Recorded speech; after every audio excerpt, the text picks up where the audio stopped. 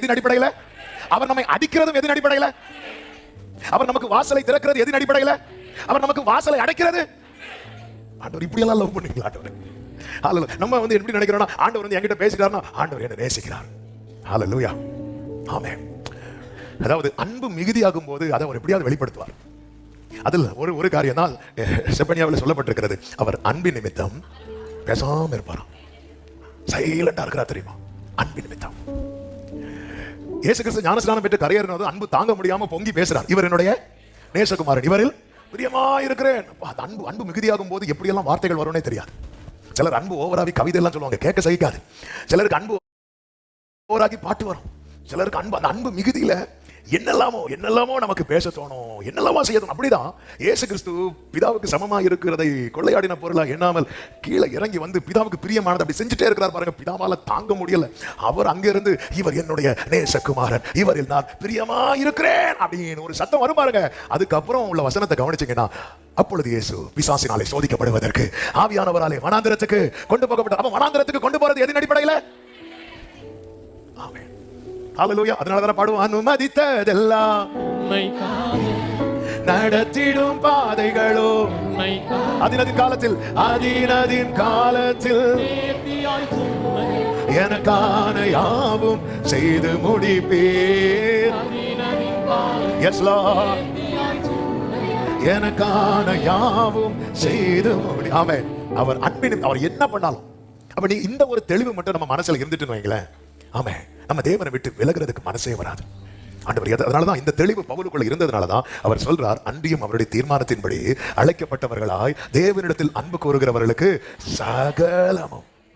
சகலமும் நன்மைக்கு ஏதுவாக, எல்லாமே நன்மை என்றல்ல, ஆனா நன்மைக்கு ஏதுவாக அவர் எல்லாமே எனக்கு, அதாவது ரட்சிக்கப்பட்ட கர்த்தருடைய சமூகத்தில் இருக்கிற ஒவ்வொரு தேவ பிள்ளையும் இதை ஆழ் மனதில் நீங்க பொறித்து வைக்க வேண்டும். என்ன தெரியுமா? அவர் என் வாழ்க்கையில செய்யறது எல்லாமே, அவர் என்னை அணைக்கிறதும், என்னை அடிக்கிறதும், என்கிட்ட பேசுறதும், என்கிட்ட பேசாம இருக்கிறதும், விசாலமான இடத்துல கொண்டு வருகிறதும், தீயையும் தண்ணீரையும் கடக்க பண்ணுகிறதும், சில நேரத்துல தனிமையில கொண்டு வந்து விடுகிறதும், இப்படி அவர் என்னெல்லாம் செய்யறாரோ எல்லாமே அவர் என் மேல வைத்த அன்பின் நிமித்தமாக மட்டுமே அவர் செய்கிறார். சொல்றவங்க சத்தமாமேன்னு சொல்லுங்க பார்க்கலாம். ஹalleluya. அவருடைய அன்பு மாறாத அன்பு, மறையாத அன்பு. இவர் அன்பின் நிமித்தம் என்னெல்லாம் செய்கிறார் பாருங்க. இதே 13வது அதிகாரத்தில் இவர்களை அவரோடு கூட பந்தியில் அமர வைக்கிறார்.